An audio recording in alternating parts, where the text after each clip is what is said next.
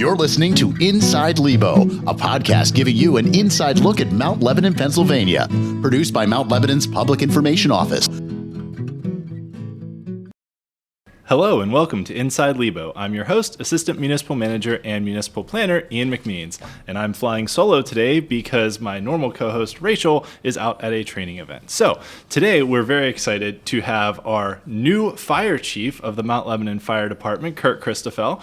Kurt holds a bachelor's degree in Public Administration Fire from Point Park University, an associate's degree in Fire Science Administration from the Community College of Allegheny County, and Kurt has been in the fire service for over a decade, joining the Mount Lebanon Fire Department in 2011 as a career firefighter and was promoted to Deputy Chief in 2020. Kurt has played a key role in integrating technology, improving operations, and mentoring junior officers. So, Chief Christofel, congratulations on your appointment. You've been in the position for a little over a week now. So how does it feel to be leading the department? So a little overwhelming, but I am humbled and honored to have the opportunity to serve as the fire chief for such a highly dedicated and trained team of professionals. As the leader of the Mount Lebanon Fire Department, you can expect a dedicated public servant whose purpose is to promote and support the mission of the fire department. It is my belief that it is my responsibility to make sure that the organization is equipped and prepared to meet the present and future needs of the community. That's great. So just looking back a bit on your career as a firefighter, what got you interested at first in getting into the fire service? So looking back, my father, he was a firefighter in a small fire department in Jefferson Hills, and we had a chimney fire at our house. I was about 13 years old. I watched the fire department's response and whenever they got there, what they did and their actions, and I just became captivated. So I joined that fire department as a junior firefighter at the age of 14, and just my thirst for more knowledge and more training led me to attend more classes, which led me to become a state fire instructor, which led me to knowing a lot of the local firefighters and the local fire instructors, and that's how I actually found out about Mount Lebanon. Oh, cool. That's great. So that's an awesome backstory too. Hopefully your house didn't have too much damage. No, there was no damage. Okay, well that's good. That's good. So we can say it's a good backstory then, yes, since it didn't have a lot of damage to your house. So as we said, you've been with the fire department since 2011. So what are some of the biggest changes you've seen over the last 13, 14 years? So when I was hired in 2011, naturally I came in as the lowest lieutenant. Since 2011, the department has had an 82% turnover in personnel. Wow. So yeah, I went from being the lowest in longevity to being the third in longevity over those 14 years. So the turnovers brought in a lot of young talent that was very ambitious, a lot of small changes that have been made over those years to make us much more efficient than whenever I started. Cool. Yeah, and it seems like we've always had a department that's very much at the forefront of kind of doing innovative things. We've done podcasts in the past on some of the in-school programming we've done on some of the other offerings of the department. So definitely looking forward to seeing what comes next for the department too. And from all your roles you've served, you mentioned being a lieutenant to start and then deputy chief. So with everything you've done for the department so far, being a firefighter instructor as well, how do you think those experiences have prepared you for this new role as chief of the department? So my belief is that we're a product of our experiences and our relationships over time. I was very fortunate to have some incredible mentors, not only in the Mount Lebanon Fire Department, but also my work at the Pennsylvania State Fire Academy, my previous volunteer fire service experiences, and working in my previous career. Had some incredible mentors that helped me along in my journey. I also feel that relationships are one of the most important parts of leadership. Leadership's built on trust, and that trust is built from those relationships that we form over time. So that's kind of how it helped me develop into where I'm at today. Yeah, great. So, obviously you've just been appointed as fire chief, only a few weeks in. So what do you see as some of the key challenges that are facing the department kind of moving forward as you take the reins? So 1 week and 1 day, to be exact. Some of the biggest challenges that Mount Lebanon Fire Department sees are the same across the nation, local and statewide. Volunteerism has been declining since the 1970s. The fire service, including Mount Lebanon, kind of needs to reinvent how we recruit and retain volunteers. So something that we always ask is, what are you doing differently, to help recruit? So that's one of our big challenges. Another challenge is doing more with less. We've already talked about volunteerism declining, but at the same time, the fire service takes on new roles, emergency management, emergency medical services, quick response service, and best practices in community risk reduction. So to address those challenges, the fire department is in the initial stages of revising the strategic plan. And that strategic plan kind of guides us for the next 6 to 7 years, and that document is going to help address those challenges. Cool. And I'm assuming some of it's going to be operational stuff, but some of it may be available for the public to see on the website as well once it's all done. The strategic plan will be, once it's finalized and adopted, it'll be out on the Mount Lebanon Fire Department website. Cool, great. And you mentioned about doing more with less. I know just as we've gone through budgeting processes the last few years, the increasing cost of fire apparatus and equipment has really skyrocketed over the last decade plus. Almost 200%. Yeah, it's crazy how much these things cost nowadays. So technology's also played an increasing role in the fire service, and you were one of the pioneers to help kind of integrate the GIS mapping and some other tools. So can you tell us about how we're using technology to improve our fire safety here in Mount Lebanon? Yeah, so technology in general just changes. It's so rapid. Every day there's something new coming out, and if you think about it, the smartphone didn't exist 10 years ago. So GIS is fairly new whenever you think about the time that it's been around. So over the past 20 years, the fire service technology has changed as well. GIS mapping, we have like on a computer in the fire truck, we have where the fire hydrants are located by latitude and longitude, where water lines are, storm lines and sewer lines, so that we can find where like hazardous material spills, if they get into the sewer system, are going. We have all of that right at our fingertips in the fire truck. Other technologies that we've been using are electric pre-plans. So every commercial building in town, we have a predetermined response plan of where certain things are, whether it's the sprinkler connection or the fire alarm panel or special circumstances that exist in those buildings, and they are all right at our fingertips inside in the fire truck. One of the neatest things that's come about in the past couple of years is we have a product in the newest fire engine, Engine 2, that reduces carcinogens and bacteria in the air. Oh, that's in great. the cab. Yeah. So it's actually keeping our firefighters healthier, killing off viruses and things like that. And then that same fire truck has something called the Haas system. And the Haas system was developed in cooperation with, I think it was Buick and the Google Maps and Waze. And as you're driving down the street, if you actually have your navigation system up, it will show you that there's an emergency vehicle ahead if it has this system installed in it. So it's making our roads a little bit safer and our responders a little bit safer.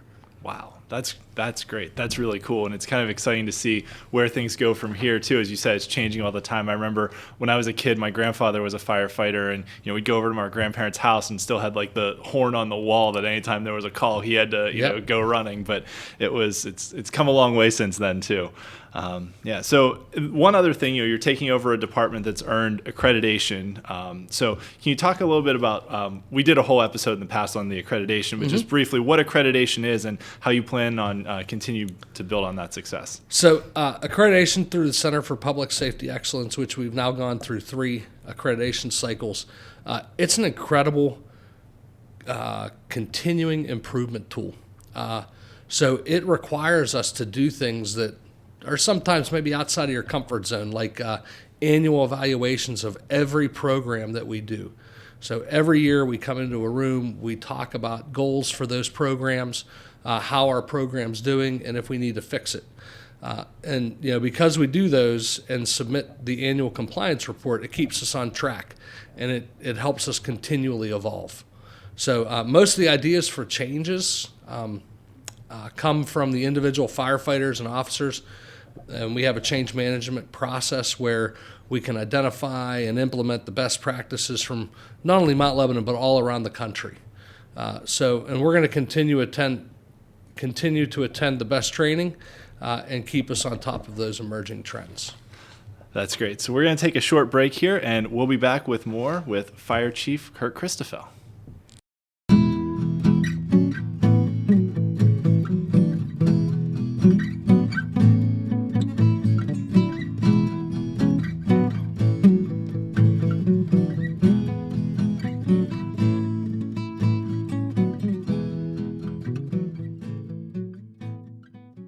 Welcome back to Inside Lebo. We are here today with our new fire chief, Kurt Christofel. So in the first half of the show, we talked about Chief Christofel's career and vision for the department, but he mentioned also some of the programming that the department does, and we're going to talk a little bit more about the department's community engagement and fire safety initiatives. So fire safety prevention and education are key parts of the department's mission, and what are some ways that residents can get involved to learn more about fire safety? So naturally, the best fire that we can have in town is the one that doesn't start in the first place. So prevention and life safety education is probably one of the highest priorities for the Mount Lebanon Fire Department. The fire department has a robust fire safety program that starts in the Mount Lebanon public school system. All school children are engaged in the program that has been built out over many, many years. The children from the school program become our best ambassadors in the home, and they actually help teach the parents about fire safety, fire and life safety. One way that parents can help with this is they can help to truly listen to their children, and if they have questions, they can go to our website. On the website, the fire department has, under the Kids Station section, an area where parents can find out what their children actually learned about in the program that day and help us reinforce good fire safety habits. Another option would be our Citizens Fire Academy that is put on every year in the fall. Here, the participants in the Citizens Fire Academy learn about what firefighters do on a daily basis, and they actually get to ride along with the firefighters and go on real emergencies. As a short disclaimer, we would never put any of our ride-alongs into a dangerous position. Yeah, and I've heard great things about the Citizens Fire Academy. So if people are interested, you said that's in the fall, so there will be information forthcoming about how to sign up for this year's cycle as well.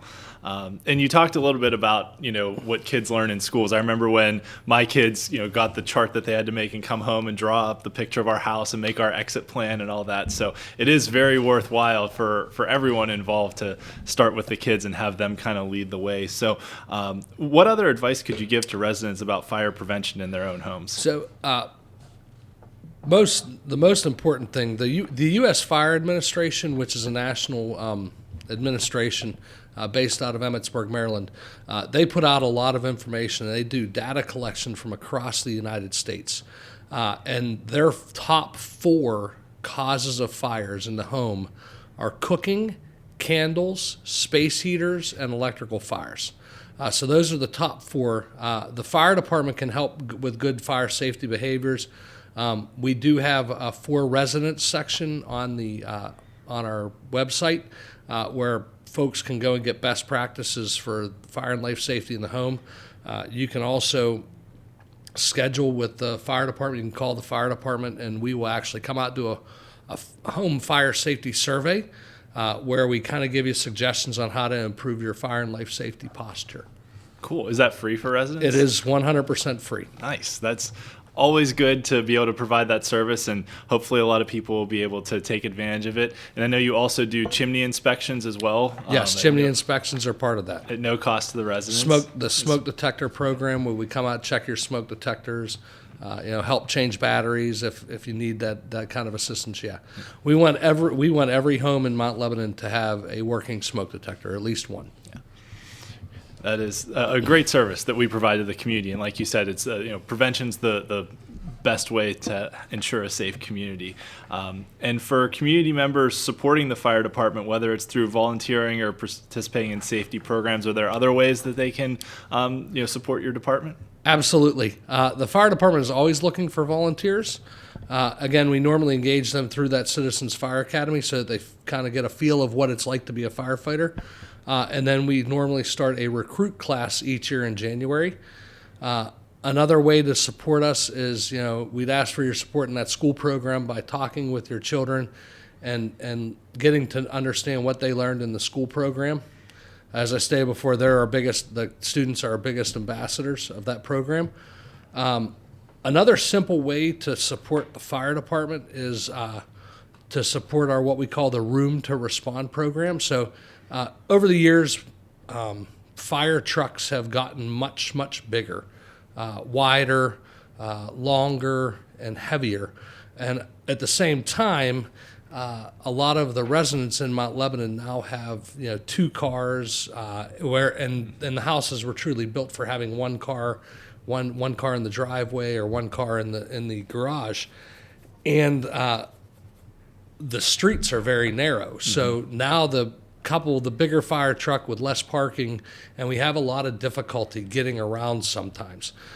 So we understand that many times there's not a best option for parking on the street. So we're going to ask that folks park on either the same side of the street or kind of offset their parking in like a zigzag pattern so that there are not two cars directly across from one another. And that way we can get the fire truck through. In a fire, seconds count, and if we can't make it down the street due to parking, we're going to have to back that gigantic fire truck up to go around the block to go the other way. So that would probably be one of the most important things is, not only parking for the residents, but if they have visitors, to make sure they kind of adhere to that as well. Gotcha. Yeah, that makes a lot of sense to, if you're parking, not to park across the street directly from where someone else is parked, to leave that lane of travel. If you're going to have a hard time getting your own car through there, imagine how hard it would be to get a 40-foot long fire truck through there. Yeah, that makes a ton of sense. Well, Chief, thank you so much for joining us today and sharing your insights. We appreciate the leadership and commitment that you've had for Mount Lebanon so far in your career, and definitely look forward to see what comes in the future. Any other final thoughts or anything you want to plug before we head out? I greatly appreciate the opportunity to be here and talk to you folks about everything, and looking forward to a great ending to my career eventually, and seeing how far we can progress the fire department. That's excellent. And folks interested in more information about all the things the fire department does can check out the website, mountlebanon.org/fire. And that wraps it up for today's episode of Inside Lebo, produced by Marcia Morgenstern with music by Drew Monyo and graphics by Chris Leeper. Thanks for listening, and be sure to subscribe for future episodes. And we'll be back soon with another episode of Inside Lebo. Have a good day, everyone. Thanks for listening to Inside Lebo, produced by Mount Lebanon's Public Information Office. Learn more about all things Lebo at mountlebanon.org or by following our Facebook, Twitter, and Instagram pages.